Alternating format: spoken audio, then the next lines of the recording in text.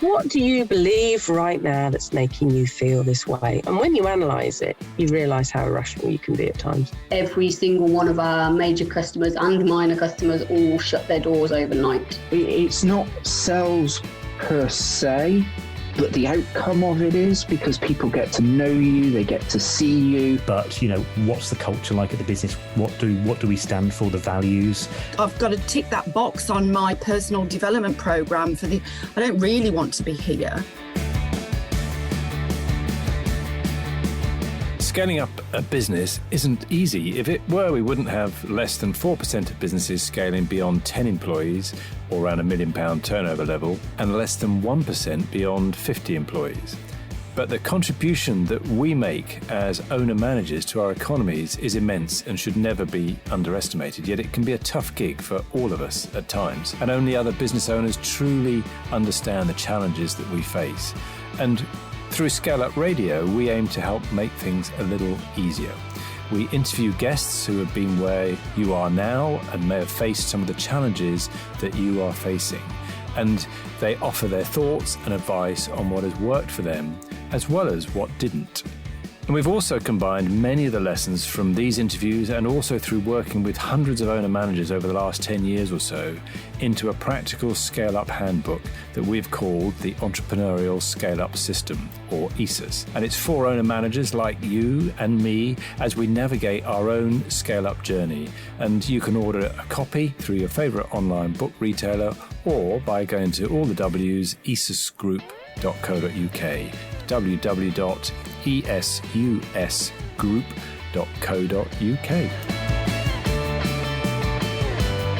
Hello, I'm Granger Forson, www.bizsmart-gloucestershire.co.uk, or find me on LinkedIn. This time on ScaleUp Radio, I speak with Bethan Unsworth, one of the owners of Reforest Group. Reforest Group are two businesses. One does website design and build, and the other hosts your website, all ensuring that green energy and tree planting are used to reduce your carbon footprint to zero.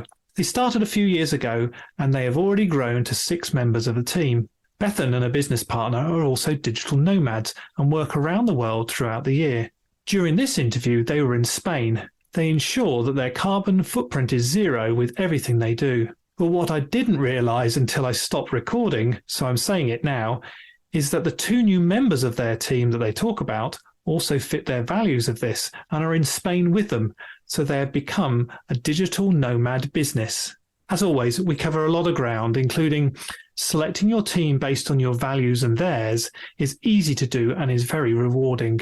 Asking your prospective customers a simple question is the best marketing you can do. Focusing on your mission will attract customers and the staff to you, and there is more to tree planting than just offsetting your carbon emissions.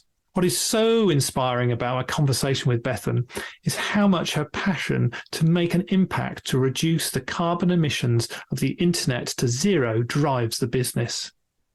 Just a note, Bethan also said in post-credits that no matter where they are in the world, they can be contacted on LinkedIn. I know you'll get something from this episode, so let's go over and listen to Bethan. So, hello, Bethan Unsworth, and welcome to ScaleUp Radio. Please introduce yourself and your company. Hi. Yeah, thanks for having me. So I'm Bethan from Reforest Group. We're on a mission to fight climate change with sustainable web services that plant trees. We specialize in green hosting, sustainable web design, and SEO. So everything we do is run on a renewable energy as much as possible, and we plant trees for every service that we sell. So we have 2 main brands under the Reforest Group umbrella. We have Reforest the Web, which is home to our web design and SEO services, and we also have Reforest Hosting, which is our hosting company. And as I said a second ago, that's run on 100% renewable energy and plants 5 trees a month per package. If that's what you select, you can have more if you want. And we also plant trees with Reforest Group, so people can really maximize their impact and their business without maximizing their carbon footprint. Wow. So two things there in terms of the web services, in terms of doing things, and hosting, 100% renewable energy. Well, that's something we'll definitely have to explore in terms of that. Sounds interesting. And planting of trees. So So tell us, where did Reforest Group come from? How did it created? What was the sort of starting point? So I'm actually co-founder with my partner. We started Reforest the Web. We were both making websites. So that's kind of where we started there, working with now purpose-led businesses, SMEs. That's like our absolute favorite people to work with, are people that are really values-driven and align with us on our mission. We created Reforest Hosting after Reforest the Web, mainly for two reasons, really. We wanted to make sure that the websites we were hosting were run on green energy, but also the hosting companies we were working with, their customer service was just really not great. So we wanted to create our own and give people a really great, supportive and friendly professional service. And obviously now we can ensure that people have a green supply chain as far as possible. So their website is built using green energy as far as possible. It's hosted with us, and then we plant the trees and manage that for them. Because I know it can be a bit overwhelming to be like, okay, I need a website, but I don't know where to go. And now I need it hosted, and now I have a domain name, and now I need SEO. So we do all of that. We like to just have it all in-house and provide as many eco-friendly and friendly options as possible. Wow. And how long have you been going? A few years now, 3-4 years. Okay. And how big are you currently? Is it just the two of you still, or what's? So we've got we're currently a team of 6 in various capacities. We've got us 2 as directors and co-founders. We've just taken on 2 new employees as of last week, which is really exciting because now we're a proper family business, and we have 2 freelancers that work with us as well. So 6 employees in 3 to 4 years. That's a good growth. So we'll definitely come to that. Let's just explore a little bit more on this 100% renewable energy. How do you define that? How do you ensure that's happening in place? So the hosting is 100% renewable energy. It's run on wind and solar. Everything else I say as far as possible, because obviously sometimes if I'm working from somewhere, I don't know if their Wi-Fi is using renewable energy or not. If they're like, when I'm plugging my laptop in, I don't know if that's renewable energy or not. But as far as possible, we ensure that any space, any servers, any software, anything like that we rent and we use is run on renewable energy. And you talk about planting trees. So what benefit does that give people and businesses? So we like to make sure that we can minimize the carbon footprint of the businesses that we work with by using green energy, but then we want to make sure that they can have a larger impact as well. And we love that the trees that we plant give back in numerous ways. It's not only great for the environment, but it's the social impact as well. Planting trees in some more impoverished areas in the world, it means that often women are given jobs that they wouldn't necessarily have had otherwise. They often collect seeds to sell, to reuse. Children are going back to school in some areas too, because creating more sustainable livelihoods and sustainable social ecosystems as well means that people can afford for their children to go to school rather than having to work with them. And knowing that your business can then be for good as well. That's kind of the reason that we started. Was I don't think my partner Matt, he's very entrepreneurial. He was always going to run his own business. But for me, I'm very, values driven, purpose driven. I know those are quite buzzwords at the moment, but I don't know if you've heard of the Myers-Briggs personality test, but I'm an advocate. So if there's something important, I can't help but shout about it. We really wanted to set up something to do good in the world, and that was going to be in the form of a charity, but it wasn't going to be sustainable for us to be able to work and to run the charity as well. So that's why we started what we call a for good business. We are for profit, we're a business, but we use that money to create change. A for good business. Interesting. Is that a terminology you created? I've not come across that one before. I don't feel comfortable saying I created it, but yeah, it's something that we use. I don't know if it's patented out there. I'll get myself into trouble. But no, that's really interesting. So it's not just for charity, but in terms of but for good in terms of what you're doing. That's excellent. So take us through the web design, web building, web host, that the web design side first. So how did that come about? And was that something from you or your partner, or and how's that grown? That's something that my partner's been doing for quite a long time. Since he was a teenager, he's been building websites just for fun, really. And when I graduated from university, I thought, okay, it's obviously time for me to start making a living to support myself and our household. And it seemed to be a good option. It allowed us to be flexible, and we currently travel as we work as well. We're digital nomads, as if you'd like to call it that. And it's a really nice way to work with lots of different businesses and be as creative or as technical as you want. I'm quite a creative person. He's quite technical, so it comes together quite nicely to, Interesting.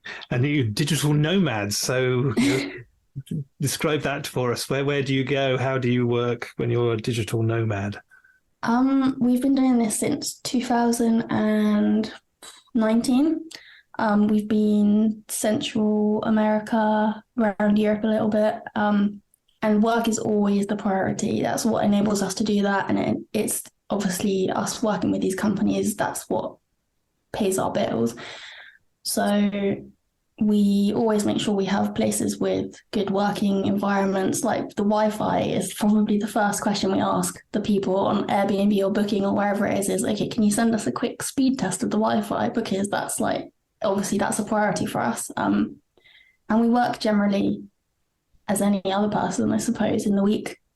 And then the evenings, because we run our own business, so it's not as cut and clear as just, okay, you log off for the day now. But it's interesting because after work or in our lunch breaks, instead of just being at home, we can be anywhere. Yeah, wow. So, and your clients you're working for are all around the world? So you're traveling the world and working for clients all around the world? Yeah, we do have clients all over the world, but our primary demographic is Europe and the States. Okay. So why would a client come to you over another web building? So let's look at the web building first in terms of doing that. So what's your USP? Why would they come to you?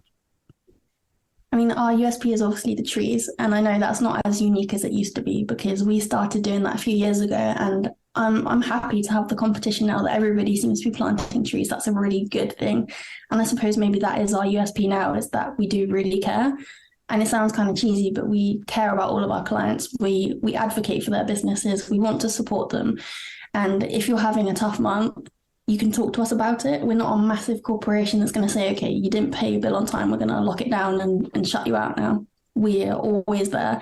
We have a strict no bot policy. So if you contact any of us on the website, through the emails, there will always be a real human there waiting to support you and a friendly face in quite a technical industry. I think that's what makes us different.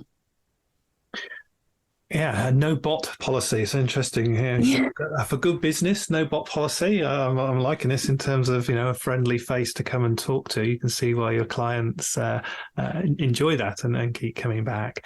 So who are your clients for the website business? What type of people are they? Businesses are they? Primarily SMEs. We do have a lot of eco-friendly people, and I guess they're probably attracted mainly to us because we quite obviously align with their values. We have all sorts of clients, all different sizes. And just because we specialize with small and medium businesses doesn't mean that we don't work with others too. It's just they're kind of our favorite. And I'm not sure if I'm supposed to say that, but. No, that's fine. That's great. So, So you were building up a website business. Your partner's had that for a long time. It sounds like he's always enjoyed doing that sort of side. And then you take me back to this decision then to go into hosting, because you talked about customer service problems that you were having and understanding the real supply chain, whether actually it was green. So what was the moment of change for that, and how did you go about doing that? I'm really not the technical one, so I can't give you a really technical answer. But as far as it goes for me, it felt like a natural step to scale our business through. That's another service that we can offer, and it seems to go really naturally, the hosting and the websites, because probably one of our primary offerings through Reforest the Web especially is we build a website and then we'll host and manage it for you, because we don't want to build something great for someone and just leave them to manage it on their own. They don't know how to update it. You need all the software and the core maintenance there. But also, somebody who's selling their soaps or something at a market, they need to know that they can update the website so that people know where they are, and they're not necessarily going to know how to do that. And yeah, that seemed like a natural progression to add that in to make sure it was all managed in one place.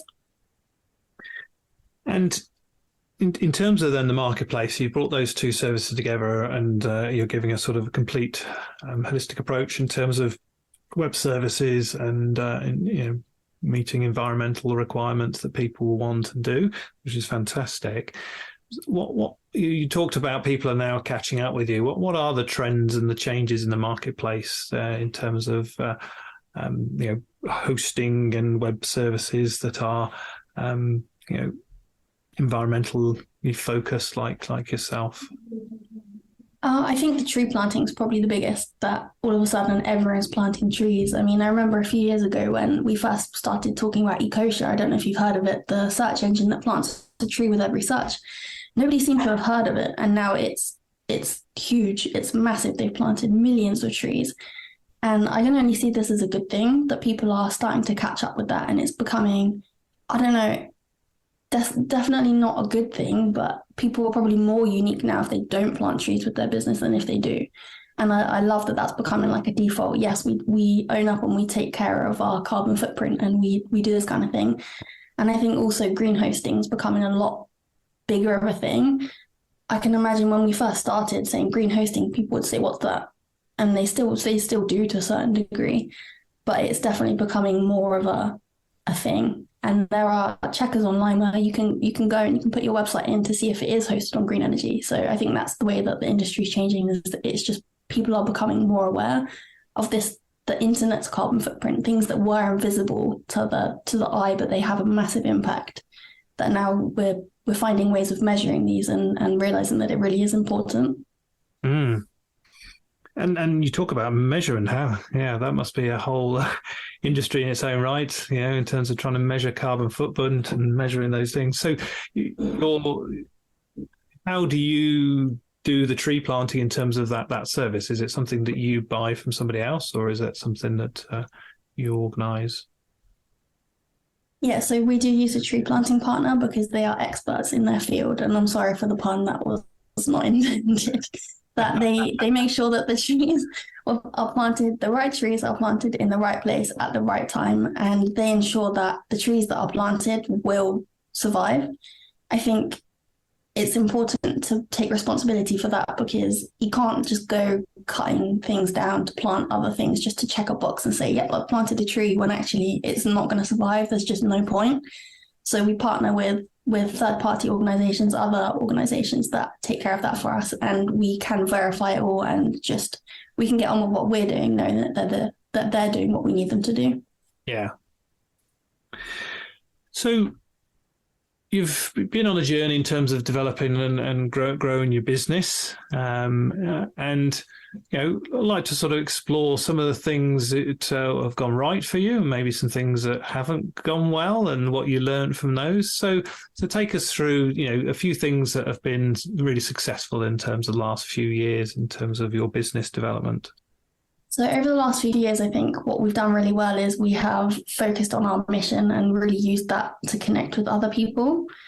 That obviously as a business, our one of our priorities is to make a profit, but that's not our sole and only priority. So balancing being a successful business with not exploiting people, and that not coming at a cost of people or the planet, is something that I think we've done well, and I'm really proud of the company for. We've planted over 30,000 trees to this date, and I'm really excited to see how many more we can plant with the companies that we're now partnering with. Okay, anything else that's gone well? Well, how about key hires, people you've taken on?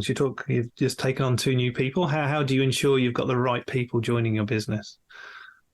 I think it's really about passion. Obviously, experience is important, and being qualified and equipped for the job is important, but having people that align with our values as a company, that's such a huge thing for us, because when things are tough or they're having a hard day, it's still going to be a successful one as long as we've met our values and we all know that we're working together towards this common goal, this mission that we're on. And I think that's exciting. And during the hiring process, how do you find out if the values do fit?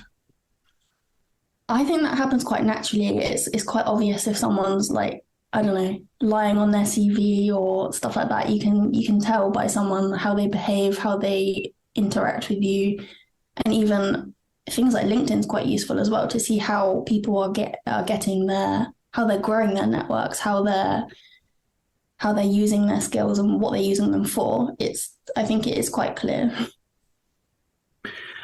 Brilliant. Yes. And one of the things that we talk about when we're helping businesses thinking about growing and scaling and getting things right is that alignment fit within their organization, because one bad hire can be very, very costly in terms of doing that. And most people hire to skill, but actually if you hire to values, then you'll get a much better fit in your organization in terms of that. So anything gone wrong in the journey? Anything that you've learned from? I think the biggest thing, and it would be really hard not to mention, is COVID. That's something that obviously was completely out of our control, but was really tough on the business. So 2020, at the beginning, it was just the two of us. And come March, we all went into lockdown, and our clients just started to drop off one by one, saying, can we just pause for a minute while we figure out what on earth is going on? And then we were extremely lucky that slowly but surely it started to really pick up for us, because it was a horrible situation and I wish it had never happened. But the way that our business adapted and the services that we offered was quite fortunate, really, because so many people that had physical businesses needed to go online. So imagine all these people that were running shops before, things like that, they had to take their business online, and then they had to figure out these slots and these little windows that made sure that people were coming to pick up their shopping and not interacting with other people as far as possible. So I don't think that's something that's necessarily we did wrong in the business, but that something has come in from outside that wasn't a great thing. It was really difficult that we managed to spin it around, and actually, yeah, it could have been a lot worse. Yes, in the right place at the right time in terms of helping your clients to achieve what they needed to during COVID. And so you went through COVID. Did you recruit at all during that time? Did you grow as a business? We did. We took on our first freelancer, and she's still with us at the moment. And then we took on another freelancer, and we had to, because the size, the speed that things were growing, everybody needed a website and they needed it now. Whereas now, when we're building websites, people generally, I don't know what the trigger would be, but it's, okay, I need a new website for whatever reason. But then the trigger was COVID. We need a website right now because my business can't survive like this. I need to adapt, and I need to adapt quickly so as not to lose all this income. And how did you cope as a business then, in terms of, there's the two of you not getting overwhelmed and, swamped by all these new demands? How did you cope through that time? Well, we had a lot of time on our hands that we weren't really allowed to do anything else. I think the biggest challenge of that was probably going through the process of changing our processes as well. We were just two self-employed people before that doing this, and then to create a company around it and to have freelancers and now employees as well, making sure that I know what I'm doing, but do you know what you're doing and how we're supposed to do this? And is this the most effective way of doing things? And to obviously look after the clients as well as you're trying to figure things out. But that was it's a bit of a challenge. Yes. It's that decision when you start taking on people and you've got to now sort of delegate and then delegate processes and tasks in terms of doing that. Yeah, it's a very important pivot point in a young business when that happens. So you've moved through COVID, and you're saying you've got 6 people, in terms of business. How do you ensure that first of all, the culture? How do you ensure the culture is kept within the business? I think, I don't want to keep repeating myself, but it goes back to the values thing. Is everybody? It just happens quite naturally, and I think we've, touch wood anyway, we seem to have made the right decisions with the right people at the right time. So it's just kind of happened. And that we have had people in the past who've worked with freelancers that you can just tell when it's not going to work out, that they're not really interested in what you do, other than, okay, I'm gonna check this box and I'm gonna get paid. when you can tell that people really have a passion. I think in design work especially, you can tell when someone really cares about what they're doing because they will just take it to the next level. It's all the small little details and the attention to detail that comes with that I think we've just been lucky that it's happened quite naturally. Attention to detail is key. Absolutely, yes. Lots of people find that sometimes difficult, but sometimes that's the power point in terms of knowing someone is committed and structured. So how do you? So that's about the culture, but in terms of what needs to get done, what the business is trying to achieve, how do you keep yourselves all focusing on the right things? Well, we obviously assign each person projects and they'll manage certain projects for certain clients. We have people that specialize in web design, so obviously they're kind of over in that area doing their thing. And the same with SEO, the same with the social media management and the hosting. Just always having clear communication, I think, is probably the key, making sure that everybody's happy. And as soon as there is an issue, people know that they can come to you and say, hey, you know what, I'm really struggling with this, or I need a bit more training in this area, or actually I'm having trouble understanding even maybe what the client means about this. And both myself and my partner, Matt, we're very much in the business and we're always around.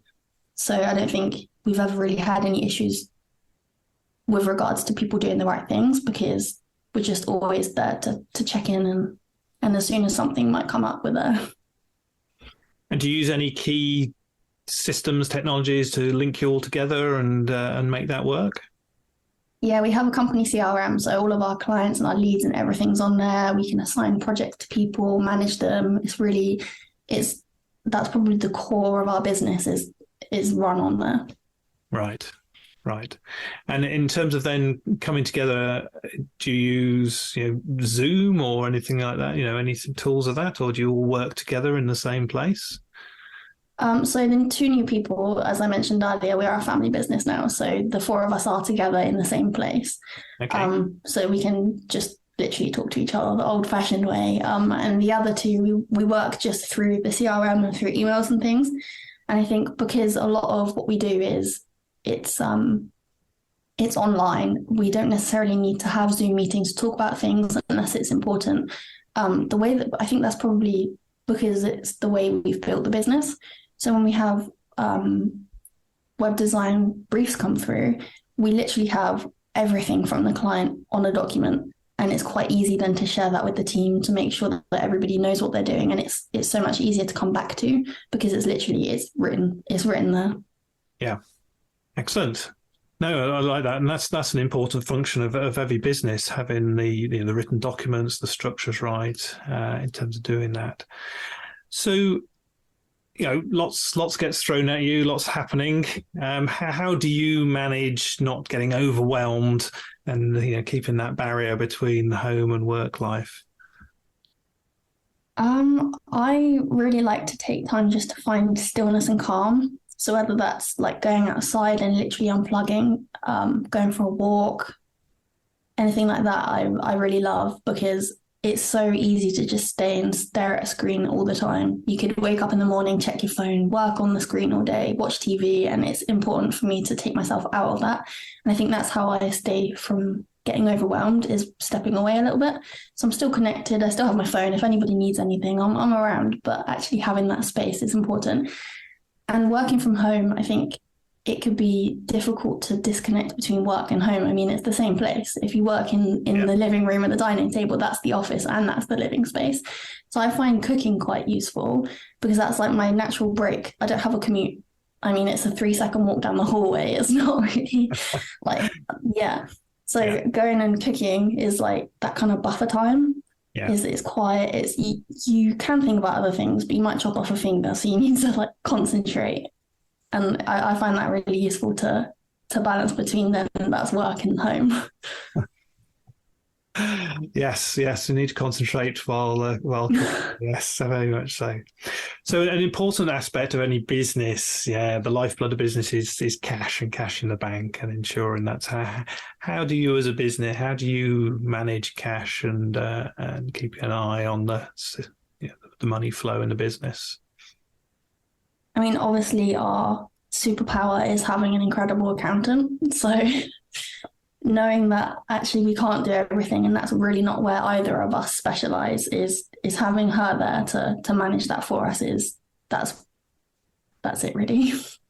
Okay. So you've built up a business. It's going really well in terms of what you're doing. What are the key marketing has been successful for you to help find the clients that you've got and the growth that you've achieved so far? I think the thing that sticks out the most for me is literally asking the question, is your website run on renewable energy or is it powered using fossil fuels? And I think that's quite profound. It's just one small question, but it gets people thinking, and then it gets people thinking in the way that actually I've probably already made that decision without even knowing it. If you're already paying for hosting, you've already got a website. The truth is that it will be powered by either renewable energy or fossil fuels. And I think giving people the power to say, actually, I have the choice and I can make that decision. That's probably been one of the most profound marketing things we could have done, is just showing people that they have a choice and then giving them the space to make that choice. No, that's a great question, because I couldn't even answer that question. You already triggered me in terms of to go away and think about that, because that's a very, very powerful question. So, and do you find that then leads into then people coming to work with you because they want that then? Yes, definitely. We had a client recently who have an app, and it's about the carbon footprint of food. And they didn't realize that their website was not powered by green energy. And until they saw that question, they thought, I think maybe they assumed it was run on green energy, or they just didn't even know that it was a thing. And bringing that to their attention, they then were empowered to make the decision to, yes, I want to run my website according to my values, which is environmental consciousness. And so then they came over and we rebuilt their website on our green hosting. I probably know the answer to this one, but what drives you crazy about your industry? And the reason we ask that question often is because in that craziness, there's an opportunity to make change that other people don't see. So what drives you crazy about the industry? I think probably that websites cost so much money because they don't have to. And that often really puts people off. And then they go away and they make a website themselves. They often stress themselves out about it. It takes them 10 times as long as it would take us. And that's valuable income lost from them running their business, rather than, there's that phrase, isn't there? Work on your business, not in it. And actually knowing when to delegate things is really powerful. So I think people really exploiting that skill and charging so much money. Of course, I advocate making money. We have to do that in order to be a successful business. In order to actually plant the trees, we need to make a profit so that we can use those profits. But putting profit over people, that's probably the biggest thing for me. Lovely. Profit, not profit over people. Yes. Yeah, very true. And it is one of the passions of mine as well, which we can talk about another time, because this is all about you, Bethan. So if you could then, if I could give you a magic wand, what would you change about the industry then in terms of profit over people? How would you do that? So this is really not a very good business idea at all, but I would just make everything green energy.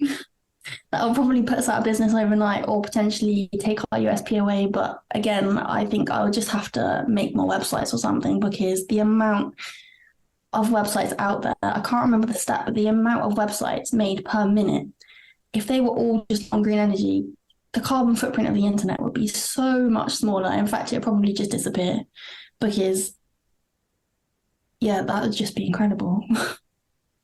Awesome answer. Love it. Yeah. Well, thank you. Yeah. Right. So let's just talk about your business a bit more. If we were to meet in 5 years' time, okay, and we're going to look back for the last 5 years, what's happened in the last 5 years, okay, for it to be really successful for both you and your business? I think we would find a way of networking more with businesses that really align with our values, and find businesses that aren't completely sure about what their values are with regards to the environment.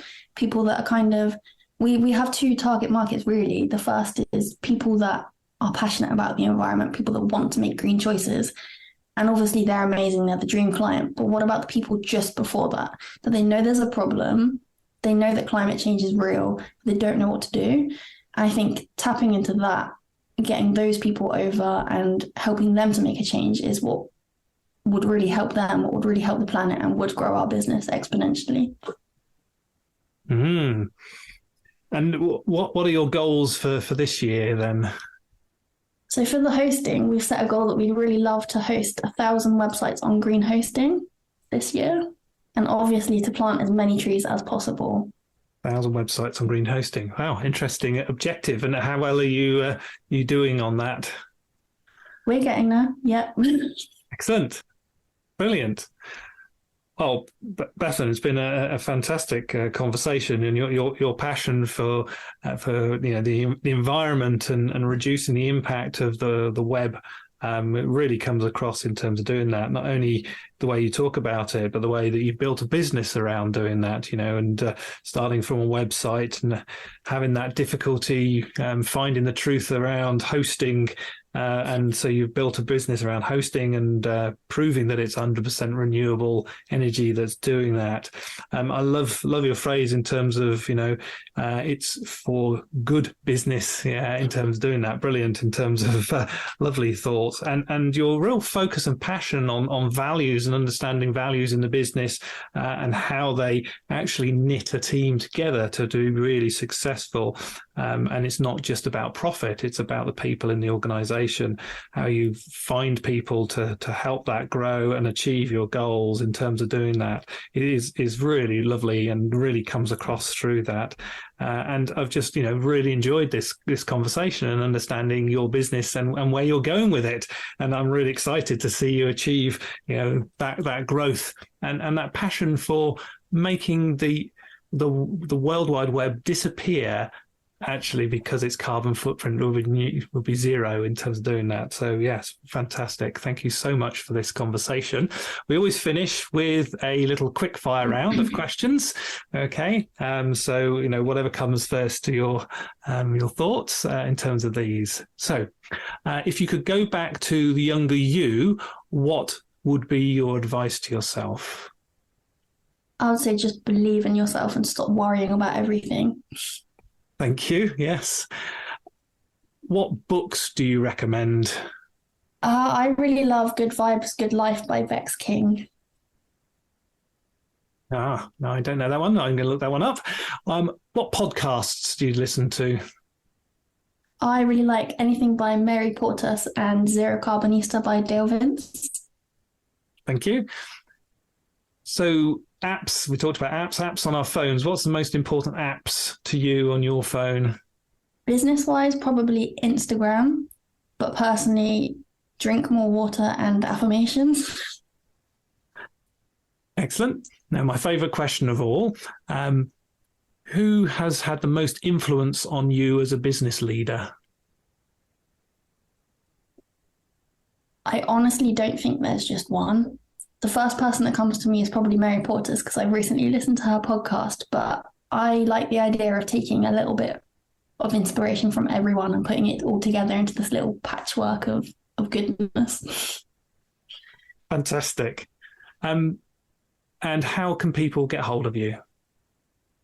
So we have our websites. We have www.reforestgroup.com, where it's a launchpad for all of our services and where we can plant trees.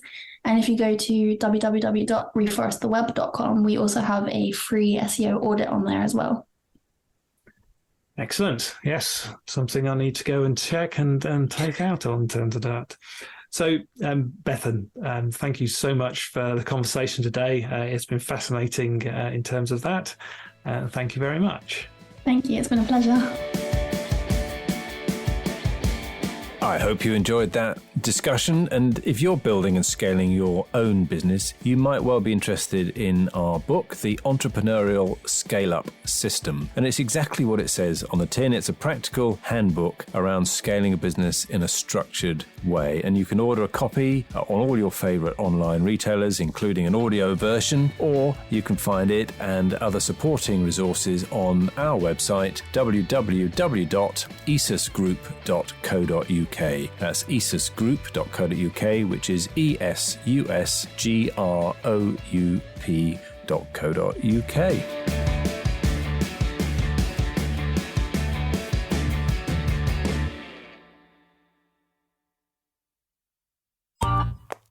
This has been a Monkey Pants Productions podcast.